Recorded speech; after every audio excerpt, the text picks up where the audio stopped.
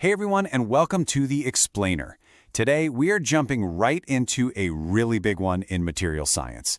It's the classic showdown, Rockwell versus Brinell versus Vickers. We're going to figure out what these tests are, how they actually work, and probably the most important question, right? Which one is right for the job? Let's dive in. You know, at the end of the day, so much of engineering, I'm talking manufacturing, aerospace, you name it, it all comes down to this one simple question. Is this thing strong enough? I mean, think about a bolt holding up a bridge or a tiny little gear inside your car's engine. You absolutely have to know it can handle the stress, right? And that is exactly why hardness testing is so incredibly important. It's all about safety and making sure things work the way they're supposed to. Okay, so before we get to the main event and meet our three contenders, let's just quickly cover the why. I mean, at first glance, it sounds kind of simple, doesn't it? Just pushing something hard into something else to see what happens.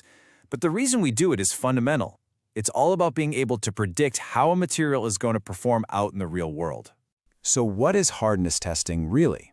Well, it's basically our way of figuring out a material's personality. We're measuring how well it can resist being permanently damaged, getting dented or scratched up when you press something harder into it. And it's not just about resisting a scratch. It tells us a ton about its overall strength and how well it'll hold up over time. It's this simple check that helps engineers and manufacturers make sure every single component is up to spec. All right, it is time for the main event. Let's meet our contestants. But here's the thing. These aren't just three different methods. You should think of them more like three different specialists, each with their own unique superpower. We've got a sprinter, a heavyweight, and a precision specialist. Let's get to know them. First up, we have Rockwell, and we're calling this one the sprinter for a very, very good reason. Picture a busy factory floor. Speed is everything, right? You need answers and you need them now. Well, that is Rockwell's entire game. And this really gets to the heart of what Rockwell is all about. It is built for the production line, plain and simple. We're talking fast, direct results. You get a number in just a few seconds, making it absolutely perfect for all that routine quality control, checking things from steel bolts to even some hard plastic parts. It's cost-effective, it's easy to use, and it just keeps things moving. Okay, next in the ring is Brinell, our heavyweight. Now, I want you to imagine you're not working with some finely polished little part. Nope. Instead, you've got a massive, rough piece of steel casting, maybe it's straight from the foundry. For those big, tough, rough-around-the-edges jobs, that's when you bring in the big guy. So Brinell's superpower is its raw strength. It uses a really heavy load to make a big old dent in the material. And why is that a good thing?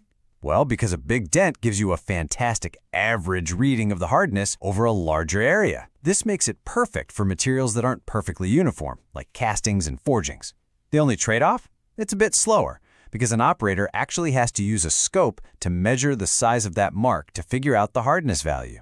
And our final contender is Vickers, the precision specialist. So now we're leaving the factory floor and heading straight into the research lab.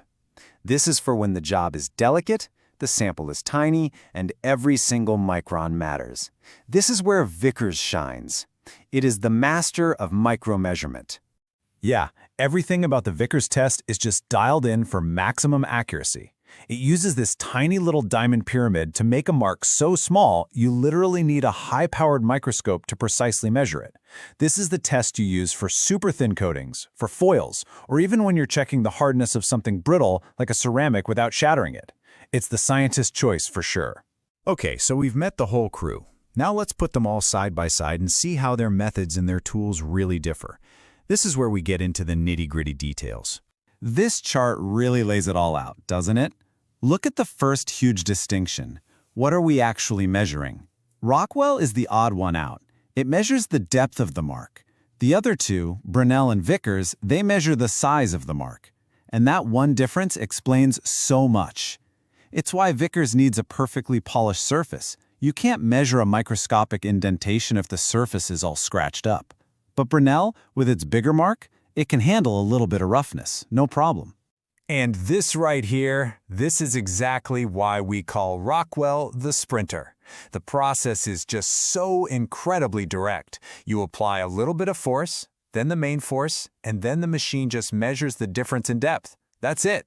No microscopes, no calculations, the number just pops right up on the dial. It's efficiency in action. Okay, so now for the practical part. Let's say you've got a material you need to test. How do you pick a winner? Well, it's not about which test is best overall, but which one is best for your specific situation. And that usually comes down to 3 key factors: speed, accuracy, and of course, cost. Wow, if your priority is speed, this chart makes the choice crystal clear. Rockwell is just in a league of its own, making it the undisputed champion of the factory floor where time is money. You can see that Brinell and Vickers are much more deliberate, much more methodical processes. But what happens if your top priority is accuracy? Well, the roles are completely reversed. Now, Vickers delivers unparalleled precision, which is why it's the go-to for research labs and really delicate components. Brinell is quite good for its applications, while Rockwell, well, it trades a bit of that pinpoint accuracy for its incredible speed. And of course, there's the cost. Unsurprisingly, the trend pretty much follows accuracy. Rockwell testers are the most cost-effective. Brinell is a step up. And then you have Vickers with its advanced optical systems. That's going to be your biggest investment. Ultimately, what you're paying for is precision. Okay, let's play a little game. Real-world scenario. You're in a foundry. You've just cast a massive engine block. It's big, it's coarse-grained, and its surface is not perfectly smooth. Which test are you going to choose? Yep, you call in the heavyweight. Brinell is designed for exactly this. Its large indenter just smooths over all those minor imperfections and gives you a true average hardness reading for that rugged part. All right, scenario 2. You're on a busy production line. A basket of finished steel bolts comes off the line every few minutes, and you need to perform a quality check on a sample from each batch to make sure they meet spec. What's your tool? You got it. This is Rockwell's home turf. You need speed, repeatability, and simplicity. Rockwell lets you test sample after sample, keeping that production line humming without missing a single beat. So we've seen them in action, we've compared their stats on speed, precision, and cost. So, how do we declare a winner in this 3-way contest? Let's get to the final verdict.